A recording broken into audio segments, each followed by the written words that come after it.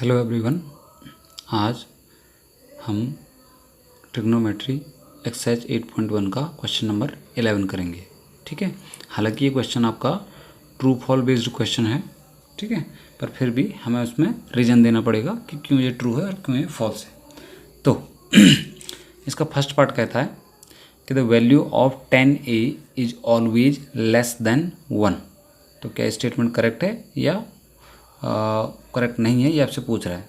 तो ये statement incorrect है। अभी क्यों इनकरेक्ट है तो इसको समझते हैं। ठीक है, आपको बोला 10a की जो वैल्यू है ना वो हमेशा लेस देन 1 होगी। अब जरा समझने की कोशिश करते हैं। देखो 10a जो हमारा होता है या मतलब 10 थीटा आप बोल सकते हैं ए एंगल पे।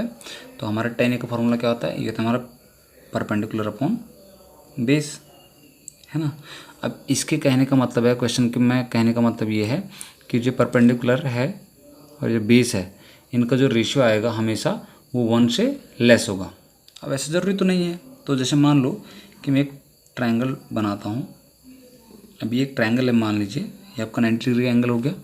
ठीक है, अब ये अगर आपका परपेंडिकुलर है और ये आपका बेस है मान लो। ठीक है, तो मैं कंसिडर करूँ, मान लो कि कोई परपेंडिकुलर है आपका 5 सेंटीमीटर का। ठीक है, और बेस है मान लो 2 सेंटीमीटर का। ठीक है, तो होगा क्या, हमारा आंसर देखो कितना आएगा, ये तो आपका 2.5 के अराउंड आ रहा है ना। और हमें क्वेश्चन में क्या बोला है, हमें क्वेश्चन में कह रहा है कि जो 10a है इसकी वैल्यू हमेशा 1 से कम आएगी। पर हमारी वैल्यू देखो यहाँ पे कितनी दिखा रहा है, 2.5 है ना।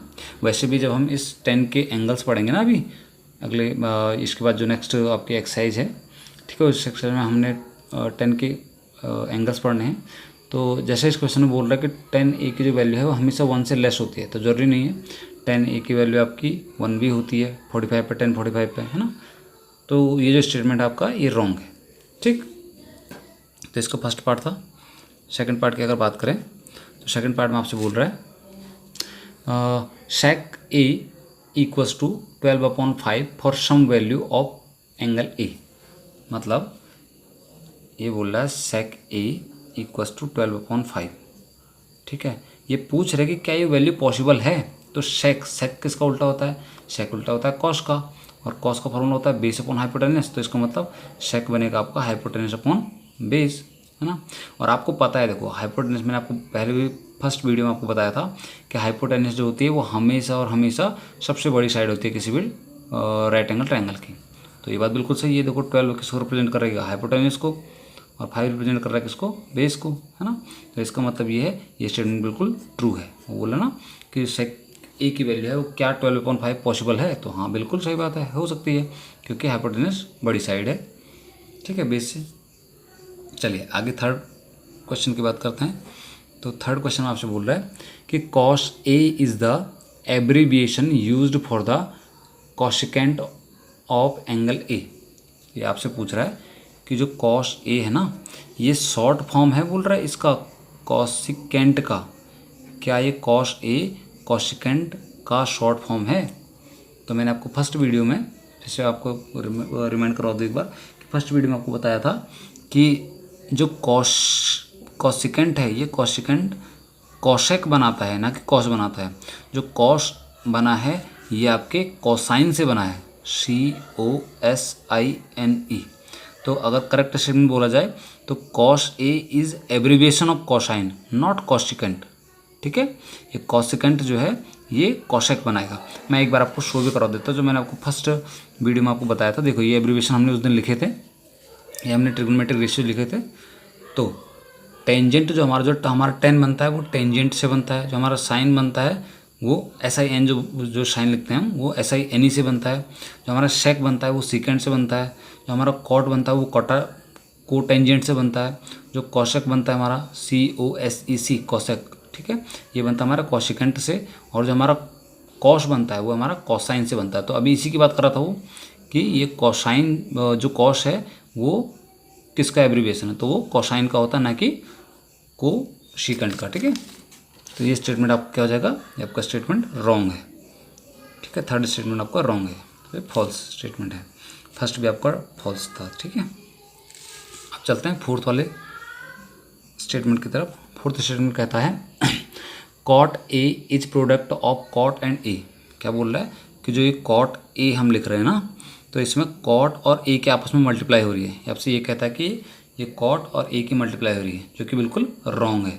ठीक है, जैसे कि अगर मैं एक ट्रायंगल बनाऊं, तो अगर मैं इसको ए एंगल मान के चलता हूं, ठीक है, ये बी है मान लो और ये सी है, तो अगर मैं इस एंगल ए पे बात कर रहा हूँ तो इसका मतलब ये थोड़ी होता है कि कॉट की और ए की मल्टीप्लाई हो रही है। कॉट ए का मतलब है कि एंगल ए पे ये कॉट अपना क्या रेशियो बनाएगा, क्या रेशियो बनाएगा मतलब इसमें परपेंडिकुलर क्या होगा, इसमें बेस क्या होगा, है ना, ये चीज़ें रिप्रेजेंट करता है ये एंगल जो आपका ए लिखा है, या कॉट बी बोलूँगा मैं मान लो। ठीक है, तो ये रिप्रेजेंट करता है आपके रेशियो को उस पर्टिकुलर एंगल पे। जैसे एंगल ए पे क्या रेशियो होगा कॉट ए का, कहने का मतलब उस पर बेस क्या होगा और परपेंडिकुलर क्या होगा। या अगर मान लो यहाँ पे कॉट बी लिखा होता तो वहाँ पे परपेंडिकुलर क्या होगा और बेस क्या होगा, इसका रेशियो बताता है आपको कॉट ए, ना कि ये आपका कॉट ए जो है ये आपस में इस तरह से मल्टीप्लाई वाला सेक्शन नहीं है। ठीक है, तो ध्यान रखना ये स्टेटमेंट भी आपका कैसा है, रॉन्ग स्टेटमेंट। अब चलते हैं फिफ्थ वाले स्टेटमेंट की तरफ। फिफ्थ वाला स्टेटमेंट कहता है कि साइन थीटा इक्वल्स टू क्या है 4/3।